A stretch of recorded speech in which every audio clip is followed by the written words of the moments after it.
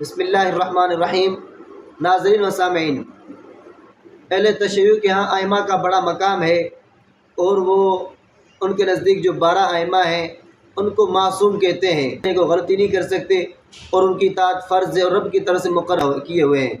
بظاہر تو وہ ائمہ کی اور اہل بیت کی بڑی فضیلت بیان کرتے ہیں، لیکن کتابوں میں کیا کچھ درج ہے انسان سوچ بھی نہیں سکتا۔ یہ میرے ہاتھ میں مذہب شیعہ کی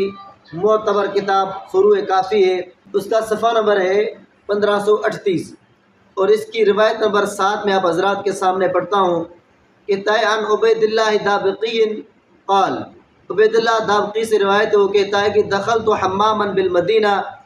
کہ میں مدینے میں حمام میں داخل ہوا، فاذا شیخ کبیر، وہاں ایک بوڑھا شخص بیٹھا ہوا تھا، وہ قیم الحمام، اور وہ اس حمام کا نگران تھا۔ فقلت، میں نے اسے کہا، یا شیخ، اے شیخ، لمن هذا الحمام، یہ حمام کس کا ہے؟ فقالت، اس نے کہا، ابی جعفر محمد بن علی بن حسین علیہ السلام، کہ یہ امام باقر رحمۃ اللہ علیہ کا ہے۔ فقلت، تو یہ روایت کرنے والا جو شخص وہاں گیا تھا وہ کہتا ہے کہ اس سے سوال کیا، کان یدخل، کیا امام باقر علیہ السلام اس حمام کے اندر داخل ہوتے تھے، نہاتے تھے؟ فقال، تو اس نے کہا، نعم، جی ہاں بالکل، وہ اس کے اندر داخل ہوتے تھے اور نہاتے بھی تھے۔ فقلت کیف کان یصنع، یہ شخص کہتا ہے کہ میں نے اس نگران سے پوچھا کہ وہ امام صاحب جو شیعوں کا معصوم امام ہے کیا کسے کرتا تھا؟ قال، تو اب وہ پورا منظر بیان کرتے ہوئے کہتا ہے، کان یدخل، کہ وہ حمام میں داخل ہوتا تھا،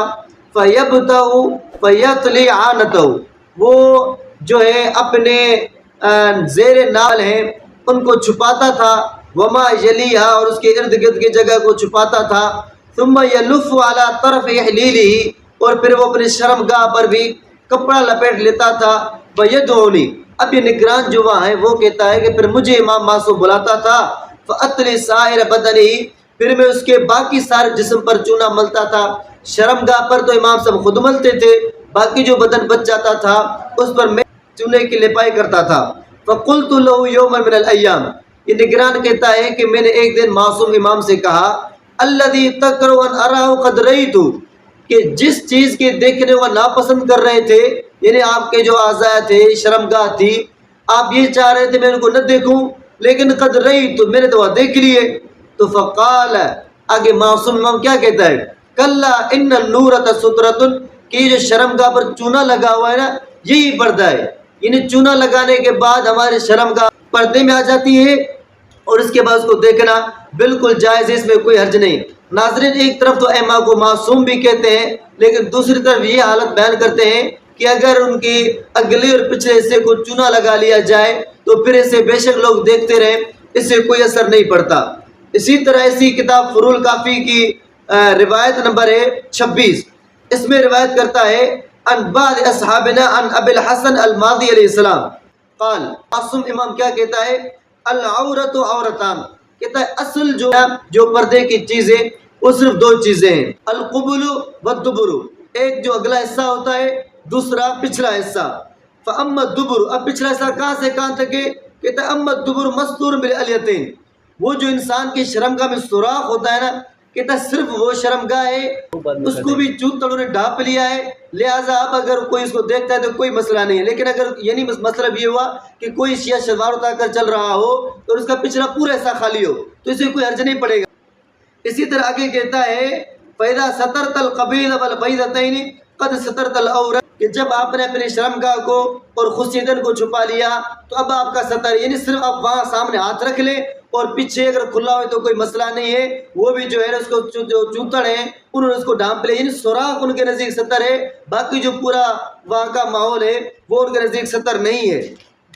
اسی طرح اسی کتاب کی روایت نمبر 35 میں روایت کرتا ہے کہ من حدثہ ان ابا جعفر علیہ السلام کان یقول، امام باقر رحمۃ اللہ علیہ فرماتے ہیں، معصوم امام حضرت زین العابدین کے بیٹے ہیں، چوتھے معصوم امام ہیں ان کے، وہ کیا فرماتے ہیں، من کان یؤمن باللہ والیوم الآخر، جو شخص اللہ اور آخرت کے دن پر ایمان لاتا ہے،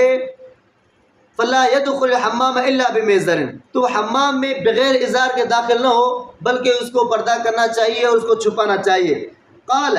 آگے فرماتے ہیں، راوی کہتا ہے، فدخل ذات یوم الحمام، وہ جو معصوم امام باقر رحمۃ اللہ علیہ نا، کہتا ایک دن خود داخل ہوئے، فتنور، اس نے پورے جسم کو چونا لگایا، فلما ان اطبقت النورۃ علی بدنہ، کہ جب پورے جسم کو چونا لگ گیا نا، جب پورے جسم کو چونا لگ گیا، القلمی، ذرا امام صاحب نے اپنی جو ہے دھوتی کو اٹھایا اور یوں پھینک دیا، جب دھوتی کو پھینکا، فقال لو مولا لو، جو اس کا غلام تھا پریشان ہو گیا، اس نے کہا بھی ابی انت و امی، میرے ماں باپ آپ پر قربان جائیں، انک لتوصینا بالمیزر لزومی، معصوم امام صاحب آپ نے ہمیں تو یہ حکم دیا تھا کہ ازار باندھا کرے، لازم باندھا کرے، آپ نے کیا کر دیا، اپنے ازار اٹھا کر پھینک دیا، وقد القیت عن نفسک، فقال امام صاحب کیا کہتے ہیں، اما علمت، کیا تجھے پتہ نہیں ہے، ان النورۃ قد وقت العورہ، کہ چونے نے شرمگاہ کو چھپا لیا ہے۔ ناظرین یہ مذہب شیعہ ہے، بظاہر تو اہل بیت کی محبت کا نعرہ لگاتے ہیں،